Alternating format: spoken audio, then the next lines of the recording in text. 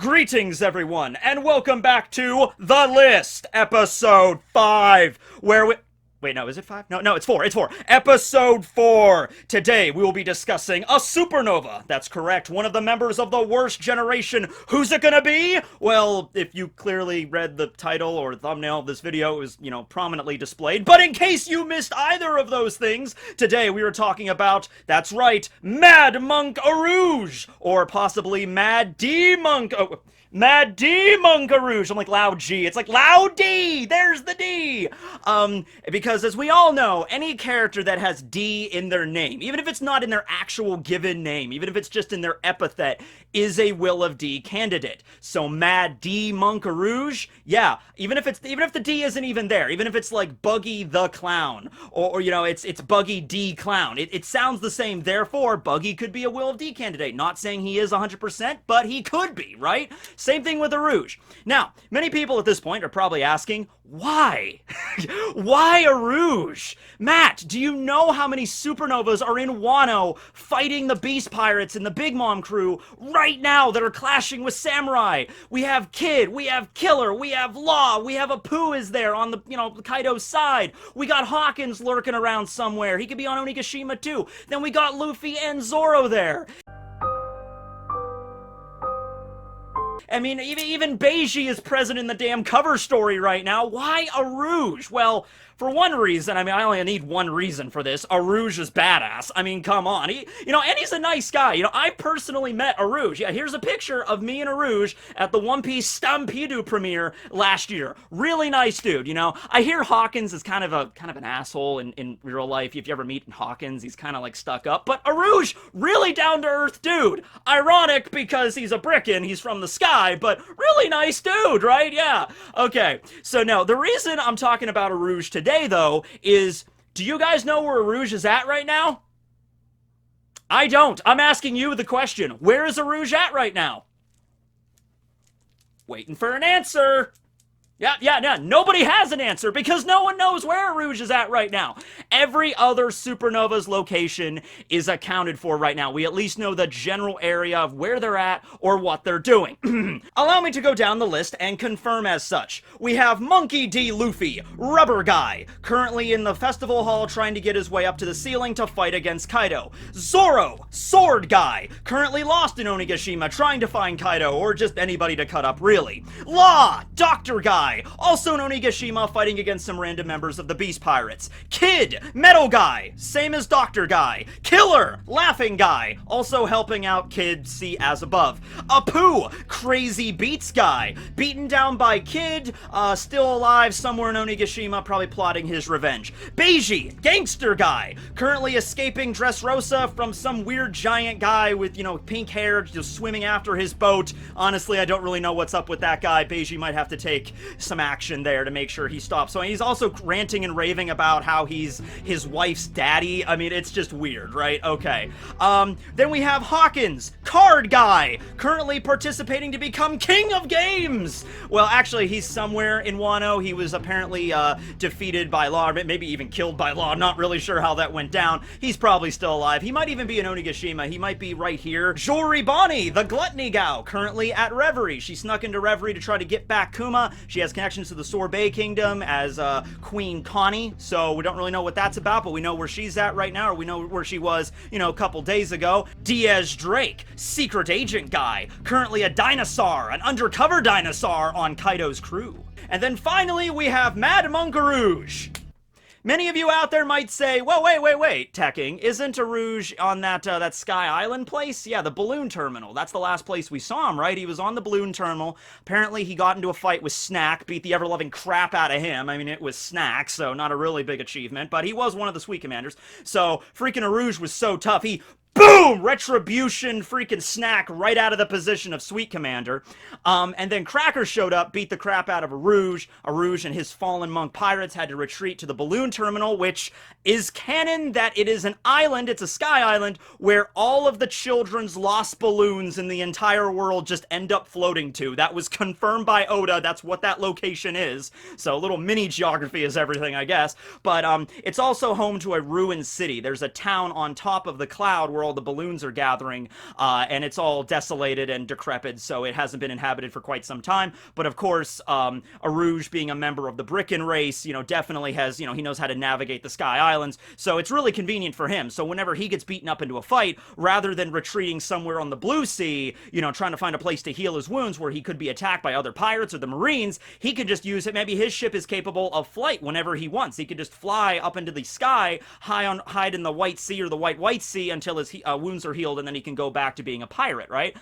This was the island that Kaido showed up at. Not really sure how Kaido got there. Oh, wait, no, Kaido's a dragon, right? I'm sorry, I forgot for a sec. How did Kaido get on the Sky Island? Oh, wait, yeah, he's a dragon. That actually, there were a lot of freaking foreshadowing things. Like, I'm rewatching Punk Hazard right now, because Punk Hazard is out in the English dub right now. There's a lot of foreshadowing that Kaido was a damn dragon duck, okay? Even back then.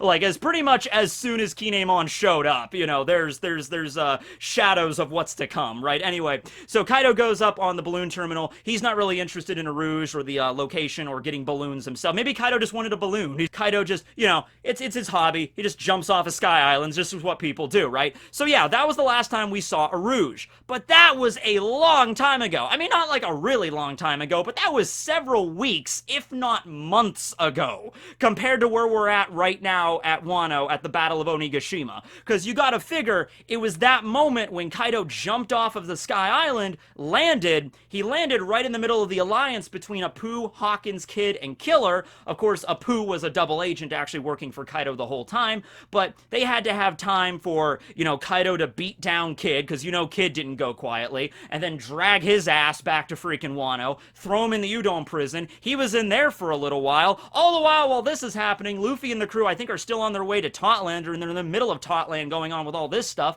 so it took several weeks there, and then the Straw Hats leave Totland. It takes them a few days to sail to Wano from Totland, and even when they get there, I mean, it's still like a few weeks until the Fire Festival, and all the, Act 1 of Wano and everything. Luffy gets defeated by Kaido, gets thrown in the prison next to Kid. Kid has already been there for a very long time, and then more time passes for Luffy to train in the Ryuo with Yo and everybody, and the rebellion's getting started, and all the stuff that happened in Wano up into this point. So, Urouge's wounds are already healed, unless he got, a serious injury to the point where he couldn't even, fight anymore. Maybe he's still up on Balloon Terminal, and he's like, it seems my travels as a pirate have ended this day.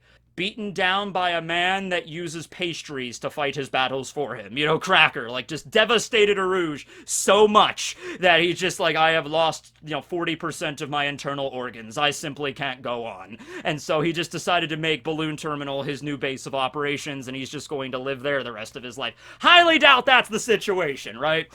So yeah, Urouge is no longer in the Balloon Terminal. I mean, even when he was there, yeah, he looked beaten up. He was beaten up pretty bad by Cracker and everything.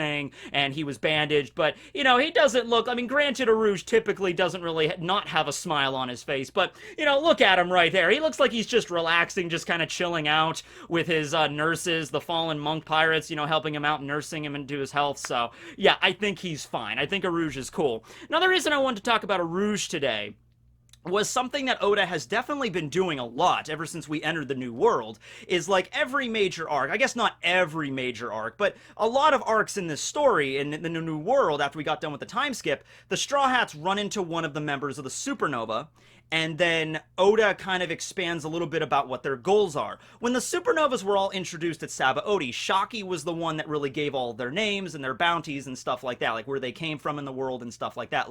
Basil Hawkins, bounty 249 million, he comes from the North Blue, stuff like that. The Mage, the Magician, right? So at the time, we just assumed that all of these supernovas, all these members of the Worst Generation, minus Blackbeard, of course, because remember, the Worst Generation was not a term that came about until after Marineford. Okay, so at Sabaody, the term Worst Generation didn't exist yet. They were just the supernovas, and that title is given to, or super rookies, and that title is given to every pirate with more than 100 million that lands at Sabaody. They are considered a super rookie or a supernova.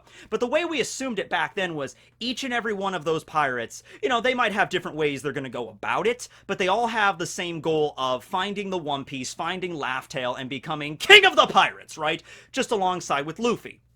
Now, this is clearly not the case, as we find out later. I mean, just obviously, for one thing, I mean, there's some supernovas that are working for their captains. Like, so I'm sure, like, Zoro's goal is not to find the One Piece. I mean, it is, because Zoro wants Luffy to achieve his dream, but Zoro's personal dream is to become the best swordsman. Killer, probably the same deal, just probably wants to help out his friend Kid, right? His childhood friend Kid, right? But even beyond that, you know, all the other members of the supernova, they don't all have that singular goal. Like, you don't really get that with Law. Like, when we arrive at Punk Hazard and we find out about Law, because that's like the first supernova that Oda really delves into, because Law's the coolest. I mean, Urouge is badass, but Law is the coolest. Like, let's just be straight up here. You know, Law wants to take down Doflamingo and Kaido and avenge Roshinate for what he did. He died, so, you know, Law could live and everything like that. So that was Law's main goal. Would Law turn down an opportunity to get his hands on the One Piece or find Laugh Tale? I mean, it depends. I mean, if it's a choice like Law has to decide between, like, helping Luffy find it or he himself find it, Law at this point in the story might be like, you know what, Luffy, you know what, Straw Hat, yeah, that's your thing. I mean, it'd be cool to find it, it'd be cool to be king of the pirates, I guess, but you've already helped me out enough. It's yours. Go take it, right? So Law is probably not really particularly interested in that right now. I think he's more interested in just taking down Kaido and making sure Dofi stays locked up forever, and that's like, he'll sleep soundly at night from there on. Alright, so here's the interesting thing about Urouge, because the Straw Hats haven't really encountered him yet. I mean, outside of like Sabaody, just like offhandedly, they haven't really met him. Actually, I don't think any of the Straw Hats ever met Urouge, even on Sabaody.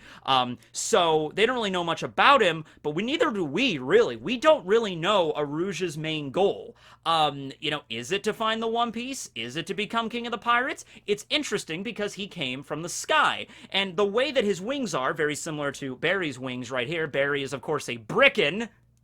Do you get it? Bricken? Okay. Well, Urouge's wings are exactly like Enel's priests that all come from Bricca, the place that Eneru destroyed. It would have been 6 years before the story started, so 8 years ago now. Apparently, you know, he ruled that place for a time with the power of the Goro Goro no Mi, and then he decided to just eliminate it, just destroy it with his powers. I think it was Raiga he used to destroy his homeland Bricca. Then he went to Skypiea, had his people build the Maxim, you know, Fairy Verth, Endless Verth, all that crap, okay?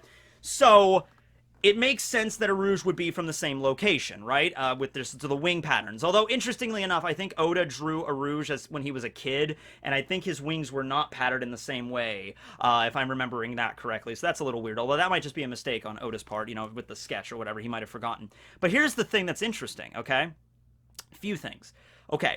Urouge's bounty is the lowest out of all of the supernovas, and it's probably been increased since the time skip. It's most definitely been increased since the time skip. We just don't know what it is yet. It's 108. And 108 has significance for Buddhism. It's a mystical number. Same thing with, you know, Zoro using his 108, you know, pound a hole. You know, 108, very relevant number. But it's also, like, the lowest number. So he's, like, barely a supernova, honestly. Now, of course, I'm not talking about that what's like, oh, Urouge is the weakest. No. That's not where I'm going with this. One explanation, though, beyond just the mystical number thing, one explanation on why his bounty is as low as it is because he might be a relatively new pirate. He might have been a relatively new Blue Sea pirate before the Sabaody Archipelago arc. I'm going to throw this out there. I originally threw out the idea maybe Urouge left Bricca after Eneru destroyed it, and then he went down to the Blue Sea because he's like, I don't want anything to do with Eneru. I don't want anything to do with his priests or Fairy Verth or whatever bullshit he's spewing. I'm going to take my own followers, the Fallen Monk Pirates. He destroyed my homeland Bricca, so screw it. I guess I'll go down to the Blue Sea and become a pirate there. I assumed he did that right after Eneru wrecked the homeland of Bricca. However, that was 8 years ago, 6 years before the story started, okay? So, I mean, it's possible. I mean, he could have left 6 years ago and ravaged the seas for a little bit before he got to Sabaody, but that's a lot of time. Here's something else I thought about, alright? Let's say after Eneru destroyed Bricca, let's say Urouge went with him. Okay, he went with him to Skypiea or whatever, and maybe he was kind of like one of the enforcers, maybe like Yama. He wasn't a priest, but he was one of the enforcers. Or hey, who knows? He might have even have been a priest, but he might have decided to leave later, right? He might have ended up bailing out a few months or so before Luffy took down Eneru. Urouge decided, you know what? I don't want to listen to this guy anymore. Or he thought like, you know, Eneru's kind of crazy, which he kind of was. So maybe Urouge is like, I'm just going to escape. I'm going to get the hell out of here. I'm just going to escape to a place where Eneru's mantra can't detect me, or he can't, like, shoot me from above with a lightning strike. And the only place that he could really think of to do that is I have to go to the blue sea. Because if I go anywhere in the sky, he's gonna know. So maybe Urouge managed to take his crew and defect from Eneru's army, from his enforcers, leave, get to Cloud's End, descend to the blue sea. And this was maybe only like a month or so, maybe, before Luffy and the crew arrived at the Skypiea, and Luffy beat down Eneru, right? So Urouge could have bailed out, and so that's the reason why we didn't see him during Skypiea, and that's the reason, like, nobody mentioned him, because it's just like, whatever, he defected, he left, who cares about him, whatever, good, so long, good luck. If he ever comes back here, like, Eneru's like, I'll execute him, but, he's gone, don't worry about him, right? He's not going, it's not integral to my plans, because all Eneru cared about was building the damn arc. He didn't really give a shit about, like, oh, somebody left, okay, who cares? So, Urouge could have left, and then he's a relatively new pirate in the blue sea, and then he's really strong, though, so he went around and he garnered a huge reputation. That 108 million berries, that might be his starting bounty. It might have been like the government's like, oh man, this mad monk is going around slaughtering islands and stuff with a giant pencil.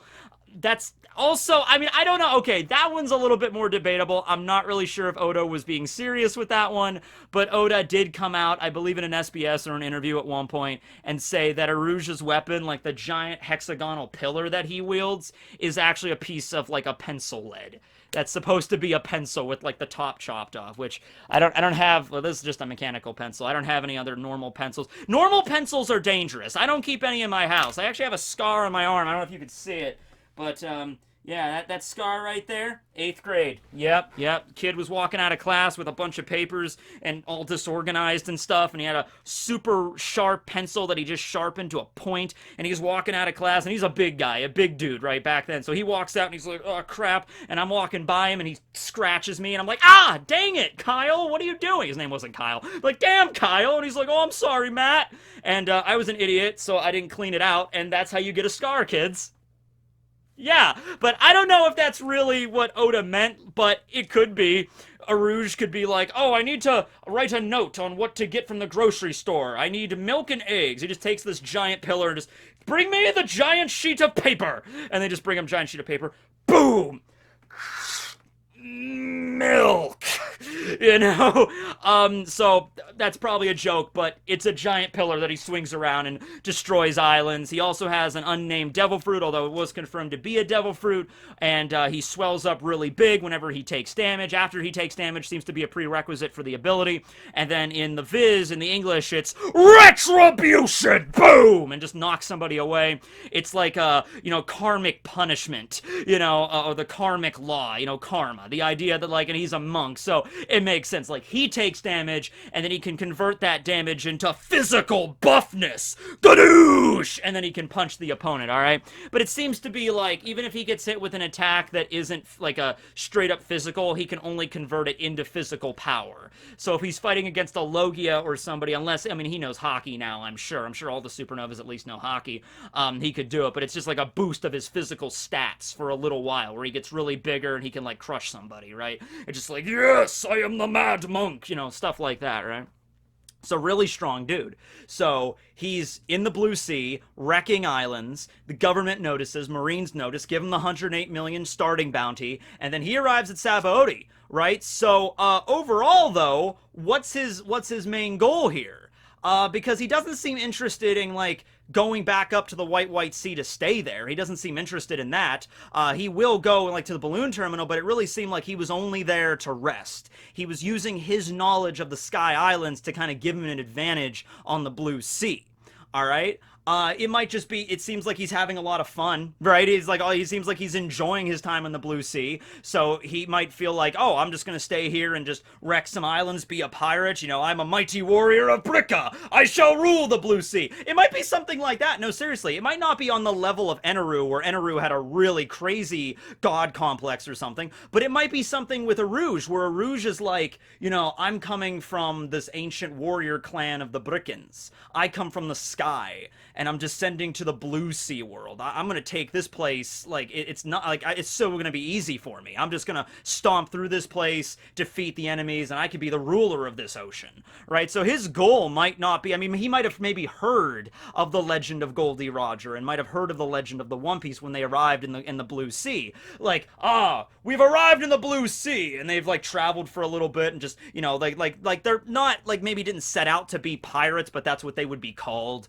you know. It's just like, maybe he's more of just like I'm just gonna arrive on this island, and people are going to give me what I want, and if they don't, I'll take out my mighty pencil lead and, you know, destroy the town. And it's like, you're pirates. I'm like, we are monks, sir, not pirates, but if you want to call me that, fine. I don't care what you people on the blue sea refer to me as, whatever. I'm the mad monk. I do what I want, right? So he might be in a town one day, though, and he might have heard a story of, like, oh yeah, that's Goldie Roger, king of the pirates. It's like, he seems like a mighty man. I wish to brawl with him. He's like, well, unless you have a time machine, that's going to be difficult, because he kind of died, like, you know, 22 years ago, like, at this point in the story. And it's like, that's a damn shame. Sounds like a mighty man, if there ever was one. Oh, yeah, no, he was great. There's even this great treasure he apparently found, and it's at the end of the New World, apparently. And Urouge, more than anyone, might be like, oh, an island in the end of the New World, on the other end of the planet, on the Grand Line. Well, I have the ability, I've been traveling the Sky Islands. You know, his ship might be capable of flight. He might just be like, well, this would be easy for me. Now, it still wouldn't be easy for him. Even Usopp kind of tried to do this when they were leaving Skypiea, when they were floating down Cloud's End. He's like, man, guys, I think we're just gonna float all the way to Laugh Tale. And Robin's like, Usopp, that's quite literally on the other side of the planet. There's no way we would get there. And, you know, but Usopp was thinking. He was thinking. He's like, wait a second, guys. We're in the sky. We have a balloon. Why don't we just fly to Laugh Tale? But you can't just fly to Laugh Tale, because you still have to know where it is, and it's some kind of, like, illusionary island. You need the road poneglyphs and stuff. But in the world of One Piece, where flying machines are very limited, or, you know, basically non-existent when it comes to the, you know, the blue sea. I mean, yeah, the upper, you know, the White Sea and White Sea, you got, like, the Maxim, and maybe Urouge has a method. Yeah, you have, like, the Sunny that can fire itself into the air with the Kude Burst and stuff. You have the flying fish, but those are animals. But a sustained, like, a plane or a blimp or, like, a dirigible or something don't really exist in the One Piece world, right? You got the Bondolas, but that's something else altogether, right? So a flying machine, though, would definitely give you the edge in finding the One Piece. So maybe Urouge is doing that. He's just like, seems lovely. He might have not even went through Fishman Island. He might have had a ship that's like, why don't we just fly over the Red Line? And it's like, yeah, Marijois there, but hey, you know, Marijois is at a very specific location. The Red Line is huge. Even the part of the Red Line that stretches just the Paradise side. So it's like, let's say, you know, the whole world is like this, and the Grand Line is like here, and then the Red Line is covering obviously the whole thing. There's this one little segment, but Marijois it's a big city. Castle Pangaea is huge, but you know, if Urouge just lands here and just like goes to the edge and then just flies up and over, and it's super foggy and misty up there, it's possible that he could have like traveled over the Red Line and back down, or honestly might not even have done that. Might have, like, let's say the Red Line's like right here. Urouge could have been like, oh, I'm gonna go up to the Sky Island, the White Sea. Okay, and then go back down that way. He could have just done that, because he seems to have no real issue. I mean, Kaido was a dragon, that's how he got to Balloon Terminal, but Urouge and his Fallen Monk pirates really seemed like there's no problem getting to the Balloon Terminal. You know, I mean, unless he just flew there, because they do have wings. I don't know if all the members of the Fallen Monk Pirates have wings, though. I think some of them joined up later. But I think, yeah, they might have a ship that is capable of flight, getting up there, and then they just rested, and now they're back down on the Blue Sea, and they're traveling. So I want to see an arc with Urouge, and you know what? It seems like after Wano, I don't think Urouge is going to show up at Wano or anything like that. But the next arc that might happen after Wano is Elbaf, or Elbaf might be coming up. Now, Elbaf might not be a huge arc, you know, especially following Wano. You know, Wano's like, you know, already really long. It's already like, we're on chapter 989 right now. So, actually, I think we just hit like 90 chapter mark for Wano. No, 80 chapters. Yeah, 80 chapters, because it started like 909, I think. Yeah, so about 80 chapters for Wano already. That's crazy. You know, that's already crazy that we've been here so long. We're already getting close. It's already probably going to be longer than Dressrosa. So Elbaf might only be like, you know, maybe 30, 40 chapters, something like that. Not as long as we would have liked it. But Urouge, Fallen Monk, you know, comes from the heavens. You're going to go to Elbaf, a place where the Norse gods rule, like Othin, Loki, you know, Thor. four are all present there, right? Probably, right? It's Elbaf. I could see, you know, Urouge arriving there, and then the Straw Hats run into Urouge. Urouge is just partying with the giants and just like, oh, this is a lovely island. I love it. Partying with you mighty gods of men. Urouge, it's like, let's arm wrestle. And like Odin's like, yes. Or like Thor's like, yes. Yes! And then they're like doing their arm wrestling, and then the Straw Hats walk in. I'm like, oh, hey. And then that's where we find out maybe Urouge's story. Where's he going? What's his overall goal? Does he care about the One Piece? Is he here for another reason? There might have been a legend from like the Sky Islands. He might not even be interested in the One Piece. He might not even know about it. It might just be like, legend has it, a long time ago, you know, a mighty relic, something very strong, a mighty spear or something fell from the sky and landed somewhere here in the blue sea. I'm here to reclaim that item. A mighty, it might have been a figure from Brecca. Yeah, it might have been like, yeah, you know, Eneru, you know, completely obliterated my homeland, and, you know, this relic fell to the blue sea, and I went after it. And you people down here, you call me a pirate. I originally had no desire for that, you know, title, but I'm here looking for this artifact, and apparently I heard it could be found here on this island of Elbaf, so that's why I'm here. Just like any reason. That's the thing about Urouge. You could literally give him pretty much any goal, because he doesn't come from the blue sea, and it could make sense. So I'm really hoping Oda does something really big with him. I hope it's not just like, oh yeah, I fell off a cloud one day, landed in the blue sea, and decided to become a pirate. I mean, it could be something like that, but you could really do, and you can connect everything back to Skypiea and the Sky Islands, because I feel like, yeah, we reference them every now and then, like Nami got sent to Weatheria, Balloon Terminal itself is a Sky Island, but it's like, we don't really go there that much. I don't think the Straw Hats are ever going to go to another Sky Island, and that's a shame, because that was such an interesting concept. It was like, alright, we had this one arc where we go up, and Luffy punches out God, that's cool, alright, and then beyond being referenced just, you know, tangentially or whatever, we don't really go, you know, into the whole Sky Island thing anymore. So this is an opportunity, definitely. And I think Oda, that's why he introduced Urouge. That's why he made Urouge a member of the Bricken Race. He didn't have to do that, but he did. So we'll see where this goes, definitely. Anyway, hope you guys enjoyed this video on Urouge. Next time, we'll talk about, well, I did mention that in this video. Okay. The next video will be something that I we in this video. The list continues! Signing out to everyone. And now, my mother and her boyfriend are downstairs grilling burgers. We got a new grill, so I will now go enjoy delicious barbecue. Signing out.